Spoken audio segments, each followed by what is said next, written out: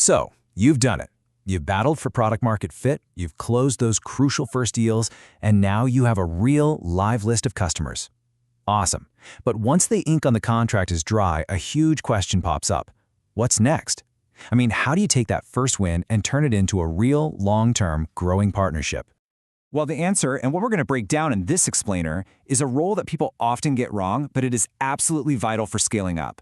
We're talking about the modern account manager. We're going to show you exactly how this role can become your startup's secret weapon, your hidden growth engine that unlocks all the potential just sitting there in your current customer base. Okay, here's the game plan.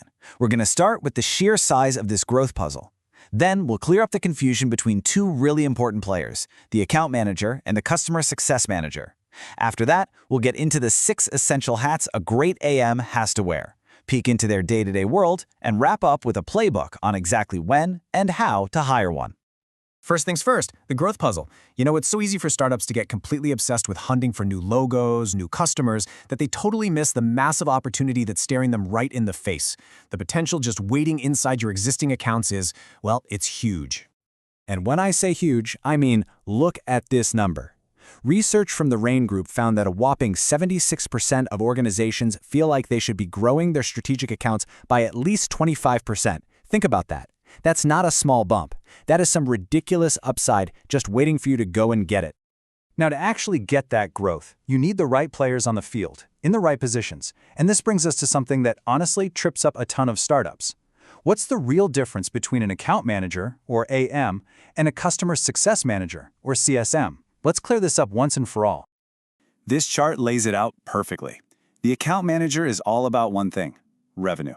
Their world revolves around growing the money side of the relationship, upselling, cross-selling, getting that renewal signed. The customer success manager, they're focused on retention. Their job is to make sure the client is happy, using the product correctly, and getting so much value that they'd never dream of leaving. So think of it this way. The CSM keeps the customer happy, which creates the perfect runway for the AM to come in and expand the business. All right, so we know what an AM is supposed to do, but what separates a decent one from a truly great one? It really boils down to their ability to wear a bunch of different hats, sometimes all in the same conversation. So let's dissect the anatomy of a world-class account manager. According to the experts at Rain Group, the best AMs are masters of switching gears. They've got 6 key hats in their closet. They've got to be a results driver, always focused on hitting those growth targets. They have to be a project manager, wrangling all the moving pieces to make things happen. Of course, they're a relationship lead, building deep trust.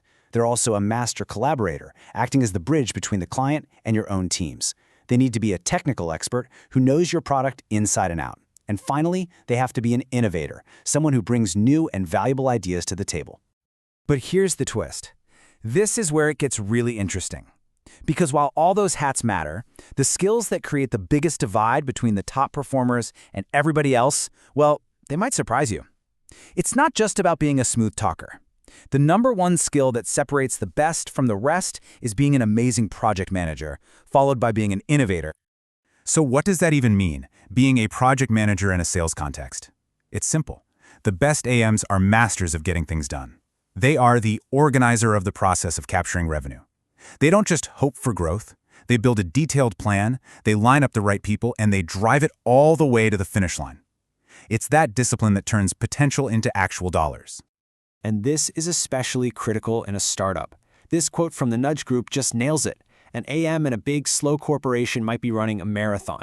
But in a startup, you're running a series of all-out sprints, constantly changing direction. That project management hat isn't just a nice-to-have. It's the only way to bring some order to that beautiful chaos.